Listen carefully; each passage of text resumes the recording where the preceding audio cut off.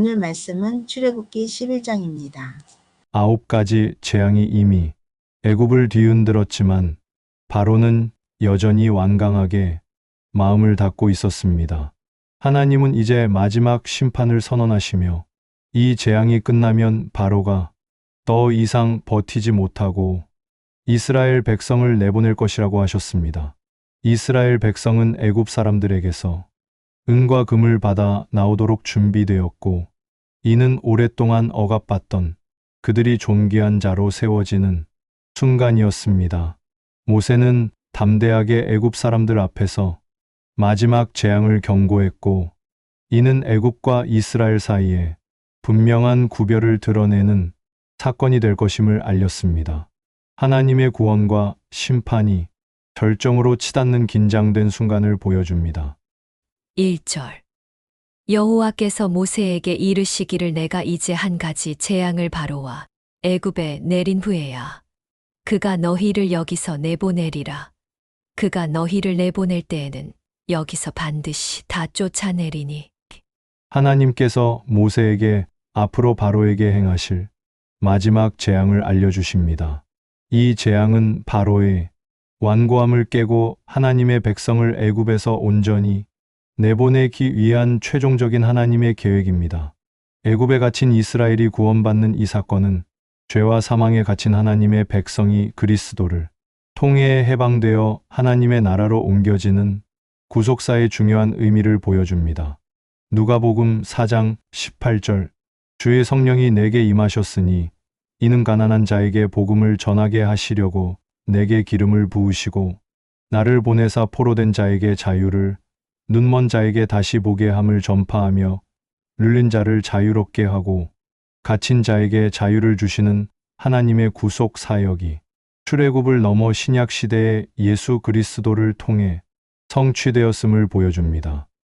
2절 백성에게 말하여 사람들에게 각기 이웃들에게 은금 패물을 구하게 하라 하시더니 하나님께서는 이스라엘 백성이 애굽을 떠나기 전에 애굽 사람들에게 은과 금 패물을 얻게 하라고 명령하십니다.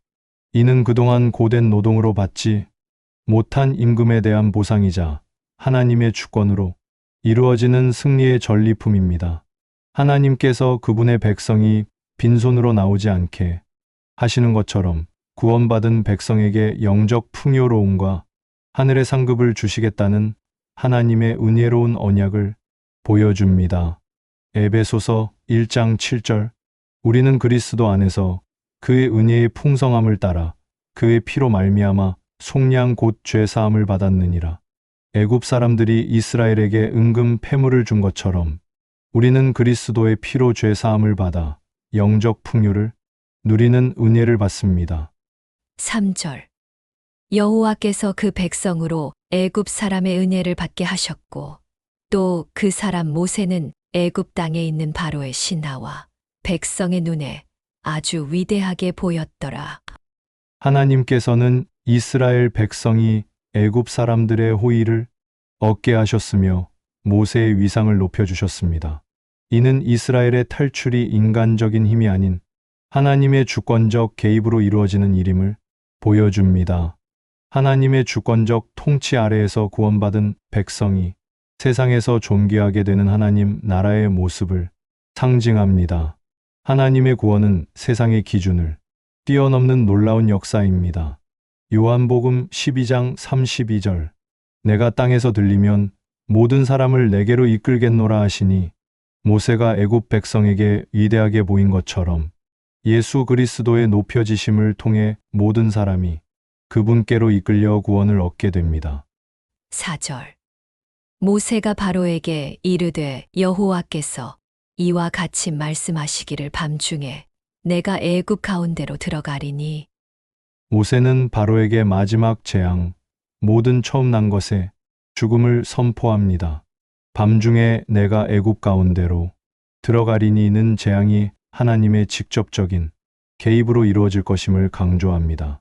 이는 하나님의 심판이 죄악을 범한 세상에 임할 것임을 보여줍니다. 이 심판은 하나님의 공의를 드러내고 그분의 구속 역사를 완성하는 중요한 단계입니다. 데살로니가전서 5장 2절. 주의 날이 밤에 도둑같이 이를 줄을 너희 자신이 자세히 알기 때문이라. 마지막 재앙이 밤중에 임한 것처럼 예수 그리스도의 재림 또한 예측할 수 없는 때에 임할 것이며 우리는 그날을 준비하며 살아야 합니다. 5절. 애굽 땅에 있는 모든 처음 난 것은 왕 위에 앉아 있는 바로의 장자로부터 맷돌 뒤에 있는 몸종의 장자와 모든 가축의 처음 난 것까지 죽으리니. 마지막 재앙은 애굽 땅의 모든 처음 난 것을 죽이는 것입니다. 이는 바로가 하나님의 백성을 죽이고자 한 죄악에 대한 공의로운 심판이며 신분을 초월하여 애굽의 모든 영역에 미칩니다. 이 재앙은 죄의 결과가 얼마나 엄중한지를 보여주며 오직 어린 양의 피로 구원받은 자들만이 심판을 피할 수 있는 구속의 진리를 명확하게 제시합니다. 히브리서 9장 22절. 율법을 따라 거의 모든 물건이 피로써 정결하게 되나니 피 흘림이 없은즉 사함이 없느니라. 죄의 문제를 해결하기 위해서는 반드시 피 흘림이 필요하며 이는 예수 그리스도의 피를 통해 완성되었습니다. 6절. 애굽 온 땅에 전무후무한 큰 부르짖음이 있으리라. 이 재앙으로 인해 애굽 온 땅에 전례 없는 큰 슬픔과 절망이 임할 것을 예고합니다. 이는 바로가 이스라엘에게 행한 압제에 대한 하나님의 공의로운 보응입니다. 하나님의 심판이 임할 때 세상은 고통에 잠기게 됩니다. 이는 세상이 하나님의 진리를 거부했을 때 최종적으로 맞이할 종말적 상태를 예표합니다. 마태복음 24장 21절. 이는 그때에 큰 환난이 있겠음이라. 창세로부터 지금까지 이런 환난이 없었고 후에도 없으리라. 애굽의 큰 부르짖음은 종말 시대에 있을 큰 환난과 고통을 예표하며 세상의 고통이 하나님의 공의로운 심판의 결과임을 강조합니다. 7절. 그러나 이스라엘 자손에게는 사람에게나 짐승에게나 개 한 마리도 그 혀를 움직이지 아니하리니 여호와께서 애굽 사람과 이스라엘 사이를 구별하는 줄을 너희가 알리라 하셨나니. 하나님께서는 이스라엘 백성을 애굽 사람과 명확하게 구별하십니다. 이 재앙은 애굽에만 임할 것이며 이스라엘에게는 아무런 해가 없을 것입니다. 이는 하나님의 백성을 향한 하나님의 보호와 사랑을 보여줍니다. 이 구절은 하나님의 구속 역사가 단순히 심판에 그치는 것이 아니라 그분의 백성을 철저하게 보호하는 사랑의 역사임을 보여줍니다. 로마서 8장 1절. 그러므로 이제 그리스도 예수 안에 있는 자에게는 결코 정죄함이 없나니 하나님께서 이스라엘을 애굽과 구별하여 보호하신 것처럼 그리스도 안에 있는 하나님의 백성은 정죄받지 않습니다. 8절. 왕의 이 모든 신하가 내게 내려와 내게 절하며 이르기를 너와 너를 따르는 온 백성은 나가라 한 후에야 내가 나가리라 하고 심히 노하여 바로에게서 나오니라. 모세는 바로에게 마지막 재앙을 선포하며 바로의 신하들이 자신에게 무릎 꿇고 이스라엘의 해방을 간청할 것이라고 말합니다. 이는 모세가 하나님의 권위를 가지고 바로보다 더 높은 위치에 있음을 보여줍니다. 하나님의 구속 역사는 단순히 이스라엘의 자유를 가져오는 것을 넘어 세상의 권력과 통치를 굴복시키는 하나님의 주권과 능력을 드러냅니다. 빌립보서 2장 10절. 하늘에 있는 자들과 땅에 있는 자들과 땅 아래에 있는 자들로 모든 무릎을 예수의 이름에 꿇게 하시고 바로의 신하가 모세에게 무릎 꿇고 간청한 것처럼 모든 피조물이 예수 그리스도 앞에 무릎 꿇고 그분의 주권을 인정하게 될 것입니다. 9절. 여호와께서 모세에게 이르시기를 바로가 너희의 말을 듣지 아니하리라. 그러므로 내가 애굽 땅에서 나의 기적을 더하리라 하셨고. 하나님께서는 바로가 모세의 말을 듣지 않을 것을 이미 아셨습니다. 이는 바로의 마음이 완악해져 회개할 기회를 거부하고 있음을 보여줍니다. 하나님께서는 모세에게 이 사실을 미리 알리셔서 모세가 낙심하지 않도록 하십니다. 바로의 완악함은 인간이 하나님께 순종하기를 거부하는 죄악된 본성을 보여주며, 이런 완악함은 하나님의 구속, 사역을 더 분명하게 드러냅니다. 요한복음 12장 37절, 이렇게 많은 표적을 그들 앞에서 행하셨으나 그를 믿지 아니하니, 바로가 수많은 기적을 보고도 믿지 않은 것처럼 예수님께서 많은 표적을 행하셨음에도 유대인들이 믿지 않은 것은 구원의 역사가 인간의 의지에 달려있지 않음을 보여줍니다. 10절.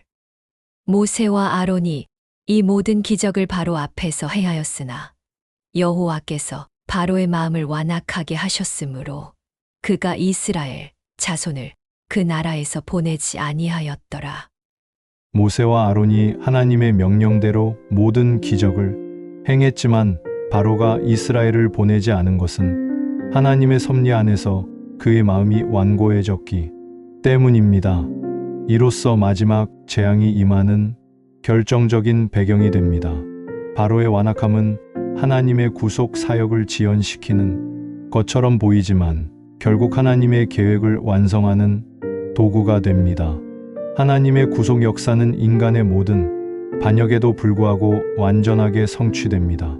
로마서 9장 18절, 그런즉 하나님께서 하고자 하시는 자를 긍휼히 여기시고 하고자 하시는 자를 완악하게 하시느니라.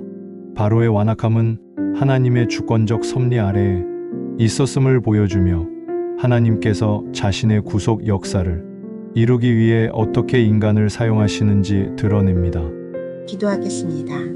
사랑의 하나님, 바로의 완악함과 세상의 모든 반역에도 불구하고 하나님의 구속 사역이 얼마나 강력하고 주권적으로 이루어지는지 깨닫게 해주시니 감사드립니다.